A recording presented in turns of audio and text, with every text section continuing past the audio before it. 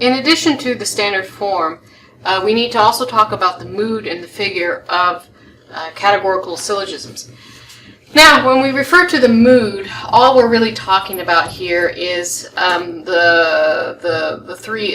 kinds of propositions that make up the argument.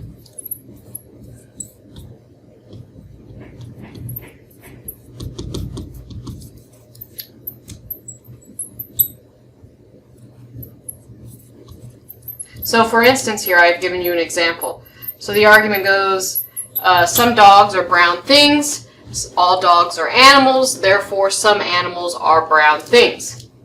So if I were to ask you what is the mood of this argument, well, you would need to go through each different proposition of the argument and determine what kind of proposition it is. So first premise here, some dogs are brown things, is clearly a case of an I proposition.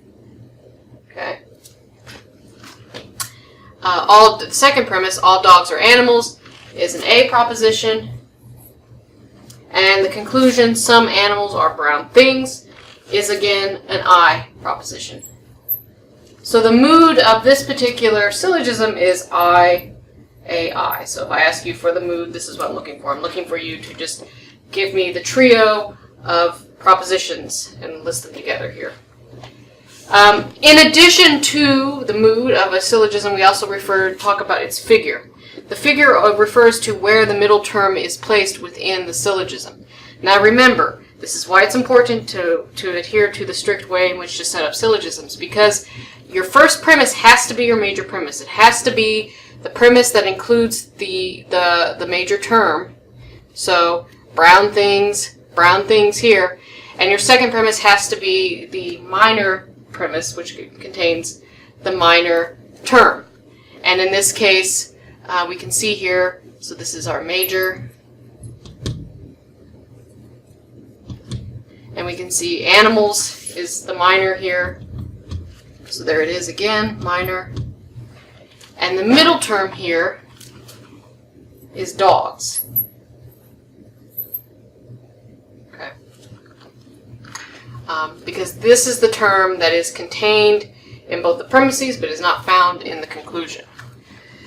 So this particular argument, if we are trying to figure out the figure, we need to look at the four different sorts of figures that a syllogism can be. Now, we can see here then, this is just something that you're sort of going to be given. You're going to be given a chart of these different figures. If you look at this argument and you see where the middle term is placed, you can see here then that this particular syllogism has figure 3. Because in figure 3, the middle term comes first in both premises here, as it does here. So if I were to ask you what is the mood in the figure of the syllogism, well, the mood is IAI, and then we put a dash, and the figure is 3. Now, why is this important? Well, as you're going to see in the following instructor notes here, in this module here, we use the mood in the figure to determine whether an argument is valid.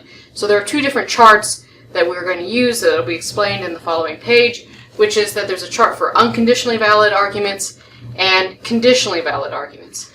Now it's really easy. I know your book has like a Venn diagram way of determining validity. For this course, I'm just going to have you determine the mood in the figure of an argument, and then use that mood and figure and compare it to the charts you have for conditionally and unconditionally valid arguments, and see if you can't find this particular combination of mood and figure in that chart. Now, if you're looking at the unconditionally valid chart, which will be found in the next page, you will see that in the lists under the figures here, that this IAI under figure 3 is actually an unconditionally valid argument. So if I were to ask you, is this following argument valid? You would tell me, yes, it is unconditionally valid. So it's pretty easy. I mean, as opposed to what we were doing before with with propositional logic, categorical logic is a little bit more, it's just a little easier to determine the validity. The real trick is making sure you, one, have it in standard form appropriately, so translation is really important with this, and two, you're actually determining, you've put them, you should put the major premise first, and you're actually identifying the forms correctly, and so the mood and the figure. Now, the biggest issue I see with people when they do this and where they go wrong is that they don't, when they translate, they don't make the major term the first thing. They put it in the second place. And that's obviously going to screw you up, because if you swap these premises, then the mood becomes AII. And that in particular may not be an unconditionally valid form under figure 3. So this is where I see people go wrong all the time.